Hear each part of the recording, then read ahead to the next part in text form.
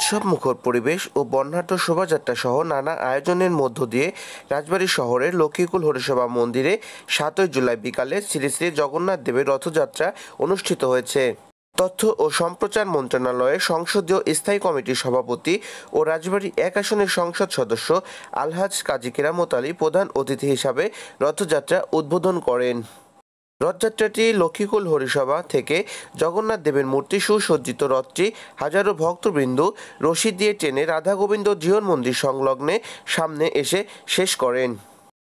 রথযাত্রা উদ্বোধন করে রাজবাড়ী সদর উপজেলা পরিষদের চেয়ারম্যান বীর মুক্তিযোদ্ধা এস.এম. নওয়াব আলী, লক্ষ্মীকুল হরিসভা মন্দিরের সভাপতি জয়দেব কর্মকার, জেলা আওয়ামী লীগের সহসভাপতি হেদায়েত আলী সোহরাব, মন্দির কমিটির সহসভাপতি শ্যামল পোদ্দার, সাংগঠনিক সম্পাদক শ্রীকান্ত বিশ্বাস, রাজবাড়ী কাজী হেদায়েত হোসেন, ডায়াবেটিক মেমোরিয়াল হাসপাতালের তত্ত্বাবধায়ক ডাক্তার অপূর্ব রায়, সুকান্ত রায়, উজ্জ্বল সরকার, জেলা ছাত্রলীগের সাধারণ সম্পাদক জাহিদুল ইসলাম জাহিদ সহ অন্যান্যরা উপস্থিত ছিলেন।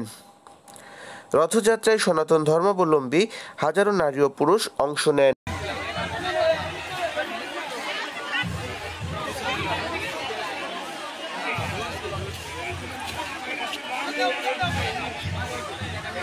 আগামী 15 জুলাই উল্টো রথযাত্রার মধ্য দিয়ে এই উৎসবের সমাপ্ত হবে। প্রতি বছর আষাঢ়ের শুক্লপক্ষের দ্বিতীয় তিথিতে সনাতন ধর্মাবলম্বীরা এই উৎসব পালন করে থাকে।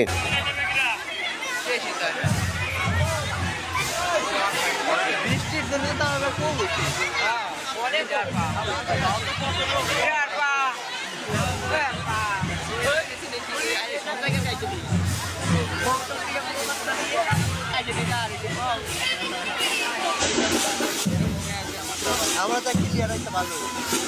হ্যাঁ ও পড়াতে